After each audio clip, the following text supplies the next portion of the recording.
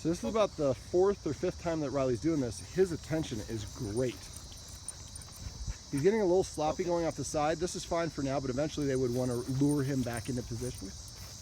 And right over here, he can see there's a little dog playing, running around there. That's hard for him to deal with. All right, so stop right there. Before you do it, I'm gonna have you turn to your left and run about 4 steps and then turn back to face towards me, kind of the sideways thing. Instead of going backwards, you're gonna run, there you go. Excellent. So whatever direction you're orientated, his job is to turn around and get in front of you and sit down.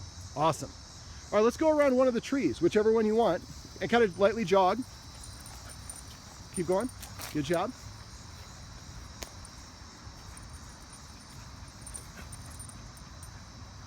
Oh, man.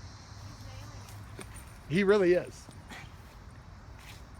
I'm not trying to say it just because of this situation, but he's doing really good. All right, bike, so focus.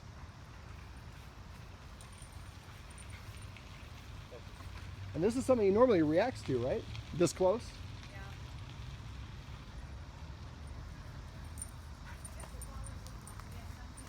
Exactly.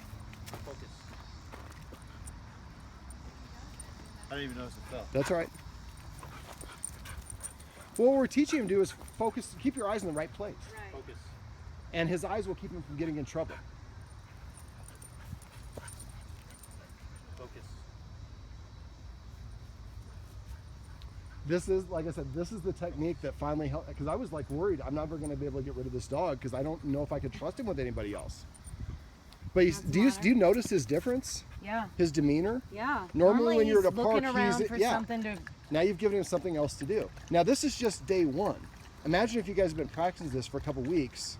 You're going to get closer and closer. Eventually you're going to get to the point, and please call or text me when you get to the point where like we walked by a dog, he didn't even do blink. this safely, and I'm now realizing to making sure that this thing is attached for a while. Yes. Right. This just That's why I like at least 3 loops. Oh, it did? Well, I had it wrapped about 5 times. It's the nature of this loop, I think. Okay. Oh, it just slides. Well, if you want, we can use mine. There is a little belt that you can use that has a clip, so the leash that attaches, you just clip it to your belt, and that way it helps if you have multiple handlers. We just have to be super safe. Yeah.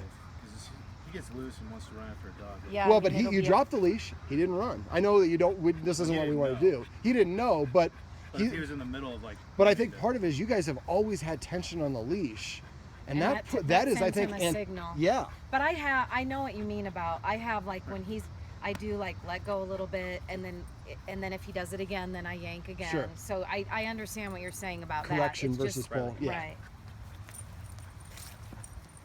But really, I mean, the big part of what I need to do is show you guys what your dog is capable of.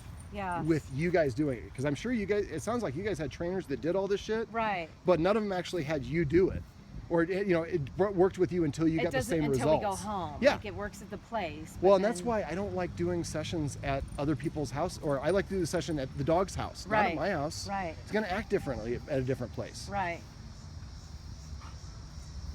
But see how he's looking up? He's not looking around, and because we're moving so fast, he doesn't have the chance to look around.